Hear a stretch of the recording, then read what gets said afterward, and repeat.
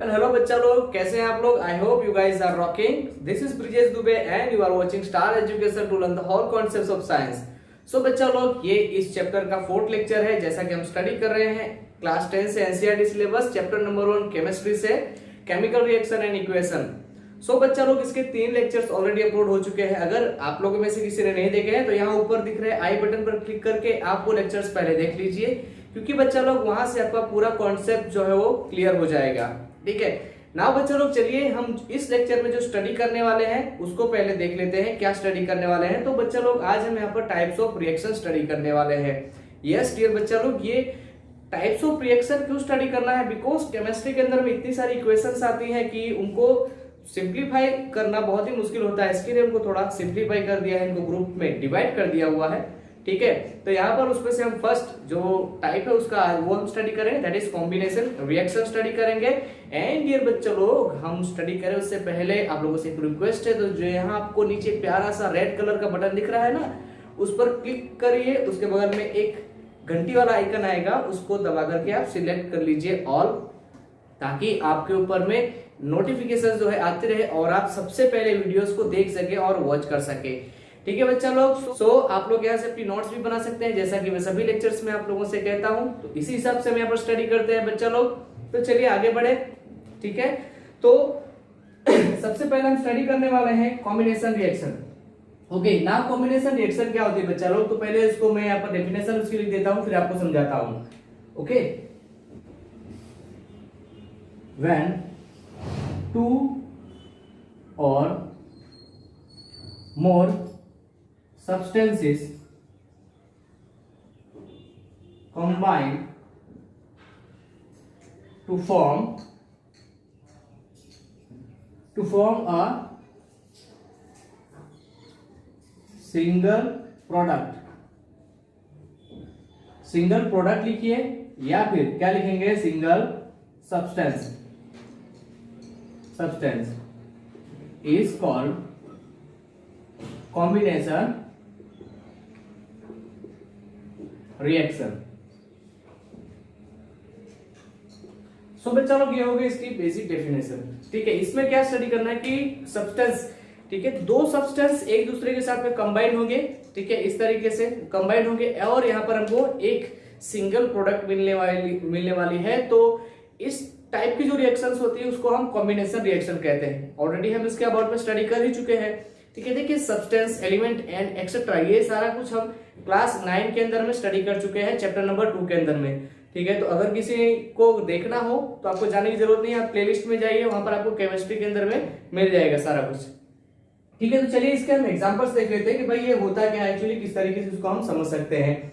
Now so यहाँ पर मैं बेसिक आपको एक एग्जाम्पल लेकर के बता देता हूं। ठीक है, क्या है वो, that is a plus b, it gives a and b। Okay, so a and b, यहां पर क्या है बच्चा लोग, तो आप सभी जानते ही हैं कि a and b are reactants. So ये दोनों जब कंबाइन होंगे तो क्या मिल रही है हमको, a and b, single product मिल रही है। ठीक है, डबल नहीं मिलने वाली, सिंगल प्रोडक्ट मिलेगी तो वो कॉम्बिनेशन रिएक्शन होगी। ठीक है, तो इस तरीके से इसको आप बेसिक समझ सकते हैं। चलिए अब अनदर इसके एग्जांपल्स देख लेते हैं। एग्जांपल्स, तो फर्स्ट एग्जांपल ले लेते हैं। कौन सा एग्जांपल ले लेते हैं भाई, कोई भी एग्जांपल हम ले सकते हैं, लेकिन बस इतना याद रखना है कि उसके अंदर में प्रोडक्ट हमको सिंगल ही मिलने चाहिए। रिएक्टेंट्स कितने भी हो सकते हैं, 2 या उससे ज्यादा। ठीक है, तो चलिए ले लेते हैं यहां पर फॉर्मेशन ऑफ बर्निंग ऑफ, पहले ले लेते हैं of call. Burning of call, call means बच्चा लोग, तो दैट इज कार्बन। ठीक है, कार्बन है यहाँ पर सॉलिड फॉर्म में, इसके लिए हम यहाँ पर S लिखेंगे। ठीक है, अभी देखिए जो भी हम एलिमेंट ले रहे हैं या जो भी हम सब्सटेंस, जो भी कंपाउंड हम ले रहे हैं वो किस फॉर्म में है, तो उसको यहाँ पर नीचे इस तरीके से लिखा जाता है। दैट इज, अगर सॉलिड है तो उसको हम S से लिखेंगे।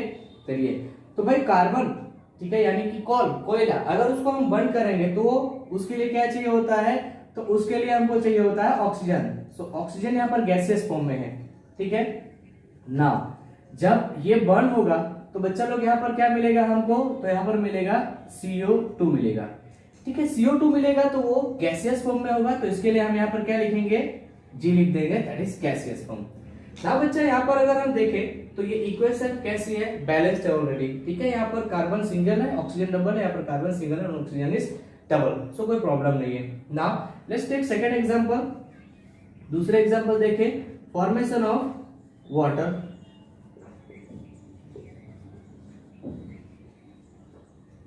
सो फॉर्मेशन ऑफ वाटर किस तरीके से देख सकते हैं, देखिए तो H2 कौन से फॉर्म में होती है बच्चा, तो गैसियस फॉर्म में, ठीक है, एंड प्लस O2 ये हमको पता है, तो O2 भी गैसियस फॉर्म में ही होगा।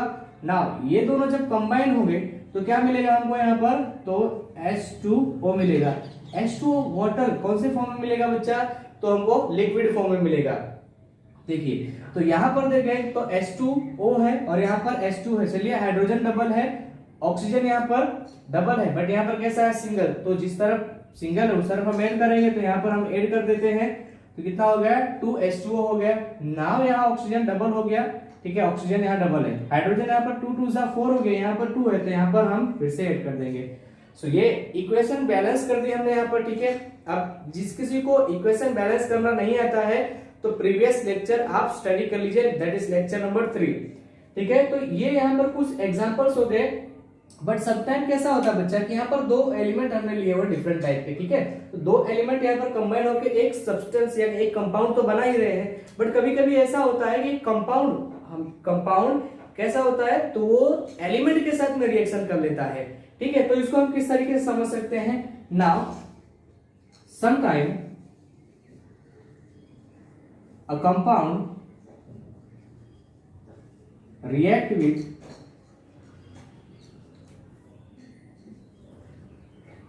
an element to form a new compound। भाई नया कंपाउंड बनाता है, ठीक है। सो इसको हम किस तरीके से समझ सकते हैं, चलिए तो यहाँ पर एक कंपाउंड ले लेता हूं मैं, दैट इज CO यहाँ पर कौन से फॉर्म में है, गैसियस। अब CO क्या होता है, दैट इज कार्बन मोनोऑक्साइड होता है। देखिए ऑक्सीजन यहाँ पर एक है तो मोनोऑक्साइड हो गया, ऑक्सीजन अगर यहाँ पर 2 हो गया तो डाइऑक्साइड हो गया। नाउ ये रिएक्शन किसके साथ में कर रहा है, तो ऑक्सीजन के साथ में रिएक्शन करवा देते हैं इसको। नाउ बच्चा लोग यहाँ पर क्या मिलेगा, दैट इज CO2, ये भी किस फॉर्म में मिलेगा, गैसियस फॉर्म में मिलेगा। इक्वेशन देख लेते हैं, यहाँ पर बैलेंस है, ऑक्सीजन 2 1 3 है, यहाँ पर कितना है 2 है, नहीं चलेगा भाई, यहाँ पर हम क्या कर देते हैं, ऑक्सीजन को यहाँ पर हम 2 कर देते हैं, तो 2 2 4 हो गया यहाँ पर और 3 है। बट देखिए कार्बन यहाँ पर कितना है तो यहाँ पर कार्बन 2 है, यहाँ पर सिंगल ही कार्बन है, तो क्या करेंगे अब इसको, तो यहाँ पर हम इसको 2 से मल्टीप्लाई कर देते हैं। देखिए 2 कार्बन हो गया और 2 ऑक्सीजन और 2 ऑक्सीजन, यहाँ पर टोटल कितने 4 ऑक्सीजन, यहाँ पर भी 4 ऑक्सीजन और कार्बन 2 हो गया। तो ये इक्वेशन भी यहाँ पर क्या हो गई, बैलेंस हो गई ना। अगर हम इसके अनदर एक एग्जांपल ले लेते हैं, ठीक है, तो ले लेते हैं यहाँ पर हम SO2 gaseous plus O2 gaseous, दोनों गैसियस फॉर्म में ही है बच्चा पार्टी। तो SO2 प्लस O2 यहाँ पर हमको मिलेगा SO3। नाउ बच्चा वी कैन सी ये भी गैसियस फॉर्म में ही मिलेगा।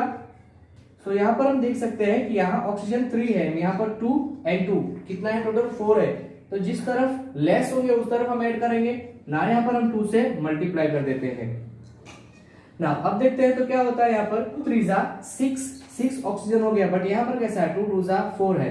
सल्फर भी देखे तो यहाँ पर 2 है, यहाँ पर सिंगल ही है ना, यहाँ पर अगर हम 2 से मल्टीप्लाई कर देते हैं तो क्या हो जाएगा, तो यहाँ पर 2 2 4 प्लस 2 6 ऑक्सीजन हो गया एंड सल्फर कितना हो गया 2, यहाँ पर देखें तो 2 3 6 ऑक्सीजन हो गया एंड 2 सल्फर हो गया। सो ये हो गया, समटाइम ये कंपाउंड है SO2 और ये भी कंपाउंड है, ये सिंगल एलिमेंट के साथ में जब रिएक्शन कर रहा है तो एक थर्ड यहाँ पर कंपाउंड बन रहा है, ठीक है, दैट इज फर्स्ट में देखा तो CO2 और सेकंड में SO3।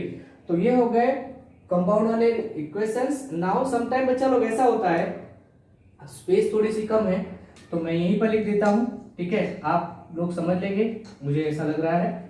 सो समटाइम ऐसा होता है कि कई रिएक्शंस ऐसी होती है कि जिसके अंदर में एनर्जी प्रोड्यूस होती है, ठीक है, एनर्जी प्रोड्यूस होती है, तो उस टाइप की रिएक्शंस को हम कहते हैं एक्सोथर्मिक रिएक्शन कहते हैं।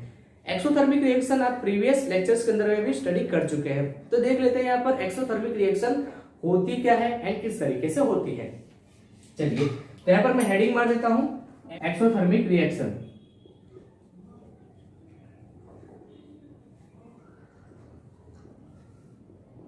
ठीक है, अब एक्सोथर्मिक रिएक्शन किसे हम कह सकते हैं भाई? ठीक है, तो समटाइम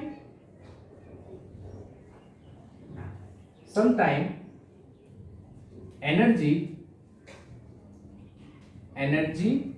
और हीट इज प्रोड्यूस कब प्रोड्यूस होती है? ड्यूरिंग कॉम्बिनेशन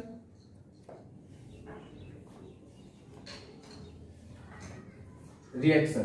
ठीक है, तो उसे हम क्या कहेंगे बच्चा? तो उसे हम कहेंगे एक्सोथर्मिक रिएक्शन कहेंगे। ठीक है, तो यहां पर एग्जांपल देख लेते हैं, इसके भी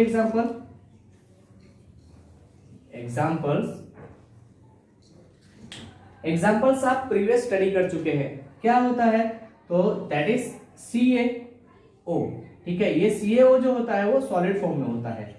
ठीक है, अब इसको हम किसके अंदर में डालते हैं? तो इसको हम H2O that is liquid form में इसको हम डालेंगे तो यहां पर हमको क्या मिलता है? तो CaOH ट्वाइस, ये जो मिलता है बच्चा, तो ये एक्वस फॉर्म में मिलता है हमको। ठीक है, एक्वस फॉर्म क्या होता है? तो ना वो टोटली लिक्विड होता है और ना ही टोटली वो सॉलिड होता है, वो बीच का होता है। ठीक है, तो यहाँ पर कैल्शियम ऑक्साइड, जिससे हम क्या कहते हैं? जिसे हम क्विक लाइम भी कहते हैं। ठीक है, नाउ आगे भी इसकी प्रोसेस होती है, बाद में कार्बन डाइऑक्साइड बनता है। ठीक है, यहाँ हमको नहीं जाना है। एंड यहाँ पर क्या होता है बच्चा? तो प्रीवियस हम स्टार्टिंग में स्टडी किए हैं कि जब बीकर के अंदर में या किसी वेसल के अंदर में ये रिएक्शन होती है, एंड आफ्टर दैट जब उस हम बीकर को या फिर हम उस जो वेसल है उसको हम अगर टच करते हैं तो हमको बहुत ही ज्यादा वो गर्म लगता है। इसका मतलब क्या होता है कि वहां पर हीट प्रोड्यूस हो रही है। ठीक है, प्लस मैं यहाँ पर एनर्जी लिख देता हूं या फिर मैं यहाँ पर हीट लिख दे रहा हूं। तो जब ऐसा कुछ हो रहा है और हम कंप्लीट रिएक्शन लिख रहे हैं तो हम वहां पर हीट लिख देंगे या फिर हम एनर्जी लिख देंगे। अब दोनों में से कोई भी लिखेंगे तो चलेगा। ठीक है, तो यहाँ पर हम देख सकते हैं इस तरीके से ये रिएक्शन हो रही है। नाउ देखते हैं बच्चा लोग, यहाँ पर ऑक्सीजन कैसा है? 1 और यहाँ पर 1, यानी टोटल 2 है। यहाँ पर ऑक्सीजन 2 है, हाइड्रोजन 2, कैल्शियम 1। सो ये इक्वेशन बैलेंस है पहले से। एक सेकंड एग्जांपल ले लेते हैं ना, सेकंड एग्जांपल लेते हैं बर्निंग ऑफ मीथेन। ठीक है, मीथेन इज गैस बेटा। मीथेन क्या होती है? गैस होती है ना। इसको जब हम बर्न करेंगे तो क्या इसके लिए चाहिए होगा? तो इसके लिए हमको ऑक्सीजन चाहिए होगा, दैट इज गैसियस।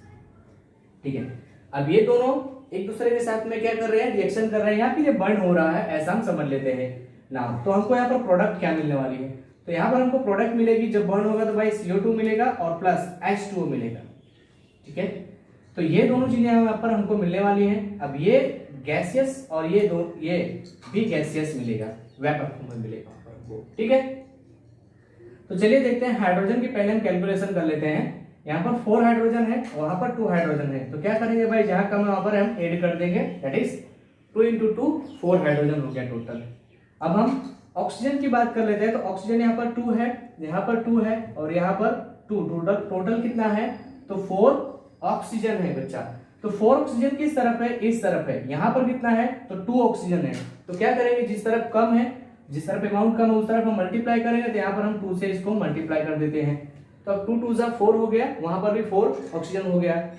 नाउ अब हम बात करते हैं कार्बन की। तो कार्बन सिंगल है यहाँ पर और कार्बन यहाँ पर सिंगल है। ठीक है, तो ये जो इक्वेशन है वो बैलेंस हो गई। नाउ डियर बच्चास, प्रीवियस लेक्चर में मैंने पूरी अच्छी तरीके से आपको समझाया कि इक्वेशंस किस तरीके से बैलेंस की जाती हैं। यहाँ पर हमने डेफिनेशन देखी थी और किस तरीके से उनको क्यों बैलेंस करना है वो भी हमने वहां पर स्टडी किया हुआ है। ठीक है, तो अगर जिस किसी ने नहीं देखा है, फिर से मैं रिकमेंड करूंगा कि आप पहले वो लेक्चर जरूर देख लीजिए। मैंने जैसे कहा था स्टार्टिंग में, ये कॉन्सेप्ट आपका पूरा क्लियर हो जाएगा। सो नाउ बच्चा लोग, यहाँ पर हमारा लेक्चर जो है ओवर होता है, फिनिश हो रहा है। तो अगर आपको वीडियो पसंद आया, आपको लगा हो कि कुछ जानकारी, कुछ नॉलेज आपको यहाँ से मिला है, तो आप चैनल को सब्सक्राइब कर लीजिए और वीडियो को लाइक एंड शेयर जरूर कर लीजिए, क्योंकि ज्ञान बांटने से ही बढ़ता है। सो माय डियर बच्चा, सब मिलेंगे नेक्स्ट लेक्चर के अंदर में। तब तक के लिए बाय बाय, अपना ध्यान रखना। ओके।